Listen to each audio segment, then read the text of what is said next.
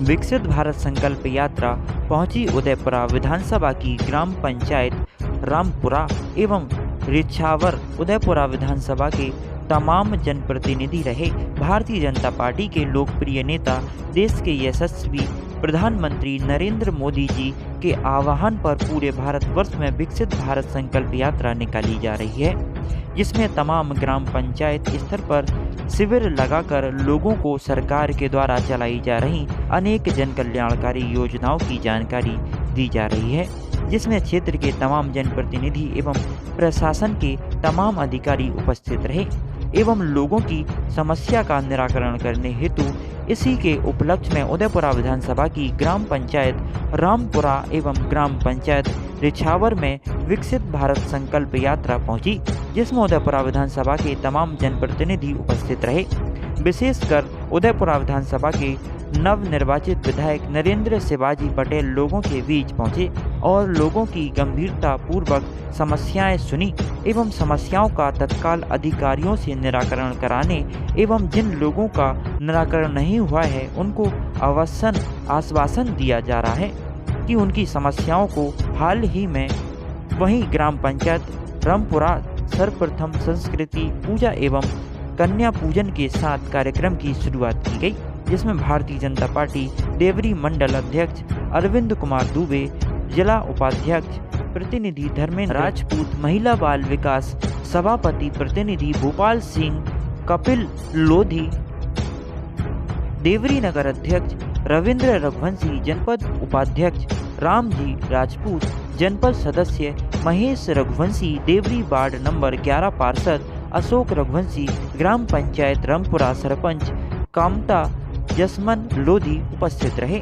अधिकारियों के रूप में जनपद सीओ अशोक कुमार यूके, देवरी तहसीलदार दिनेश वरले, देवरी थाना प्रभारी संजय यादव, स्वास्थ्य विभाग प्रभारी महेंद्र ठाकुर, महिला बाल विकास अधिकारी चंद्रकला चक्रवर्ती उपस्थित रही। तहसील देवरी से संवाददाता दुर्गेश तिवारी की खास रिपोर्ट।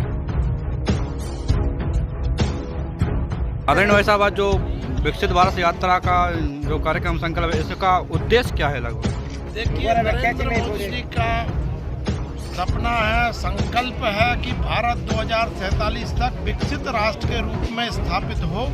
विकसित भारत उसके लिए शब्द लिया है और संकल्प यात्रा का अर्थ है कि संकल्प लेके निकले हैं। विकसित भारत की संकल्पना जब तक पूर्ण नहीं होगी, जब तक प्रत्येक नागरिक विकसित नहीं होगा, प्रत्येक नागरिक को मूलभूत आवश्यकताओं की पूर्ति नहीं होगी, तब तक हम विकसित भारत की दिशा में आगे नहीं बढ़ सकते। तो निश्चित रूप से इस संकल्प यात्रा के माध्यम से विभिन्न विभाग के अधिकारी कर्मचारी गण साथ में चल रहे हैं। नागरिकों की समस्याओं का जो पात्र हितग्राही है उनको चिन्हित करने का काम, उनके आवेदन लेने का काम इसमें हो रहा है। जो समस्याएं ऑन द स्पॉट हो सकती हैं उनको ऑन द स्पॉट निपटाने का काम हो रहा है। तो निश्चित रूप से इस विकसित भारत संकल्प यात्रा का उद्देश्य प्रत्येक नागरिक तक भारत सरकार की, मध्य प्रदेश सरकार की योजनाओं का लाभ पहुंचे। आदरणीय भाई साहब, इससे पहले आपने एक विकास यात्रा निकाली थी, उसमें भी आप साथ थे। उसमें जो आवेदन दिए थे वो आवेदन लोगों ने फिर से दिए, समस्या का निराकरण नहीं हो पा रहा। बिल्कुल निश्चित रूप से देखिए, उससे भी पहले भी मैं आपको याद दिला देता हूँ, उससे पहले भी एक कार्यक्रम हुआ था, मुख्यमंत्री जन सेवा अभियान। उस मुख्यमंत्री जन सेवा अभियान में जो आवेदन आए थे उनका निराकरण विकास यात्रा में किया था। विकास यात्रा में जो आवेदन आए थे उनका निराकरण करके लोगों के पास भेजा है। तब तो इसमें हम पे बहुत कम आवेदन आ रहे हैं, क्योंकि उनका निराकरण लगातार होता चला जा रहा है। और मेरे को पूरा भरोसा है कि आज जो यात्रा निकल रही है तो जितने भी लोग बच्चे, क्योंकि हमारा तो मंत्री लेके हम निकले हैं, किसी को वंचित रहने नहीं देंगे हम। तो इस यात्रा के माध्यम से मैं समझता हूँ कि जितने भी आवेदन थोड़े बहुत जो आ रहे हैं उनका भी निराकरण। अच्छा, छोटा सवाल है, आपको जो जनता का प्यार मिला है, आप जनता से क्या कहना चाहेंगे, उनको आभार व्यक्त कैसे करेंगे? देखिए, निश्चित रूप से जनता का आभार केवल शब्दों के माध्यम से नहीं हो सकता। जनता जनार्दन ने, उदयपुरा विधानसभा की जनता ने जितना अपार उत्साह और अपार जन समर्थन भारतीय जनता पार्टी को दिया है, वो मेरे को चूंकि भारतीय जनता पार्टी ने निमित्त बनाया था, मुझे उदयपुरा विधानसभा की जनता जनार्दन ने जो आशीर्वाद प्रदान किया है उसका हम आभार व्यक्त करना, ऋण कर शब्दों से व्यक्त नहीं कर सकते, बल्कि उसका ऋण उतारने के लिए 5 साल लगातार हम उदयपुर क्षेत्र की जनता की सेवा करेंगे तो मैं समझ सकता हूं कि हम थोड़ा सा ऋण उतार पाएंगे। धन्यवाद। भाई साहब, जिस प्रकार विकसित भारत यात्रा, संकल्प यात्रा निकाली जा रही, इसका मुख्य उद्देश्य क्या है?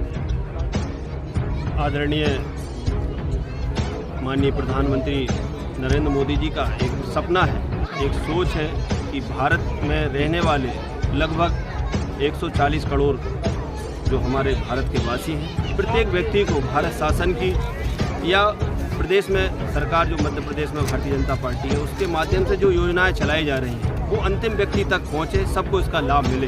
उसी संदर्भ में जो छूटे हुए शेष लोग रह गए हैं, जो योजनाएं भारत सरकार की संचालित हैं, उनको इस कार्यक्रम के माध्यम से सबको जोड़ा जाएगा और सबको उसका लाभ दिया जाएगा और सभी विभाग इसमें सम्मिलित हैं। भाई साहब, लगभग देखा जाता है कि जिस प्रकार जो शिविर लगाए जाते हैं ज़मीनी स्तर पर तो जो शिविर लगते हैं, लेकिन अधिकारी इन समस्याओं का निराकरण करते नहीं हैं। यहाँ से आवेदन ले जाते हैं और कचरे में डाल देते हैं। लगभग 2% की समस्याएं यहाँ पर हल नहीं हो पाती। ऐसा पहले होता रहा है, ये हमारे संज्ञान में भी है, लेकिन ये जो माननीय मोदी जी का विकास जो संकल्प है, ये निश्चित रूप से उसको 3 दिन के अंदर इनको निराकरण करना होगा। यदि कोई पात्र व्यक्ति या पात्र कोई भी व्यक्ति जिस भी विभाग में जाएगा होगा तो उसका निराकरण 3 दिन के अंदर उनको करना अनिवार्य ही है। 3 दिन के बाद उनके ऊपर कार्रवाई होना निश्चित है, तो वो अपना 3 दिन के अंदर ये कार्रवाइयाँ होंगी, लेकिन वो पात्र होगा तब। अब जो भारतीय जनता पार्टी की विकसित भारत संकल्प यात्रा, इसका मुख्य उद्देश्य क्या है?